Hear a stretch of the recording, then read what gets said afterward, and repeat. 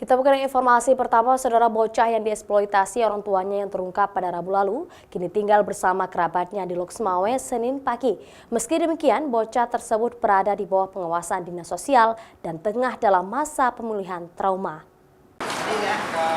Pasca terbebas dari tindakan kekerasan orang tua karena disuruh mengemis, kini MS bocah berumur 9 tahun tinggal bersama kerabatnya yang merupakan keluarga dari ibu kandungnya di Loksmawe.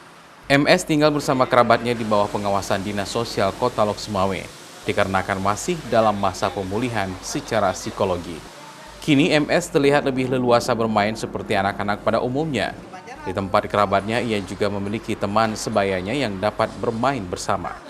Sebelumnya, pihak Dinas Sosial usai diserahkan anak tersebut oleh pihak kepolisian, berencana ingin menempatkannya di rumah aman untuk sementara waktu dan akan menyekolahkannya lagi di sekolah yang berbeda dari sebelumnya guna mendapatkan suasana dan lingkungan baru.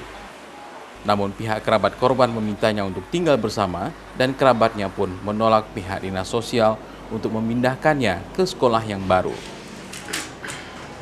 Sekarang terus kita lakukan pendampingan. Besok rencana saya akan buat konferensi pers juga dengan seluruh instansi terkait menyangkut dengan pendampingan, menyangkut dengan nutrisi, menyangkut dengan kesehatan, menyangkut dengan dengan psikologi si anak. Barangkali ada kita coba bagi tugas.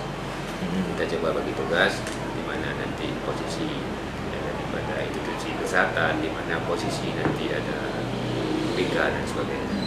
Sementara itu, pihak Dinas Sosial juga telah menemukan sejumlah orang tua asuh baru, namun Dinas Sosial tengah melakukan verifikasi sejumlah data guna mencari kriteria dan kecocokan untuk kehidupan bocah tersebut. Zikri Maulana, Kompas TV, Loksmawe.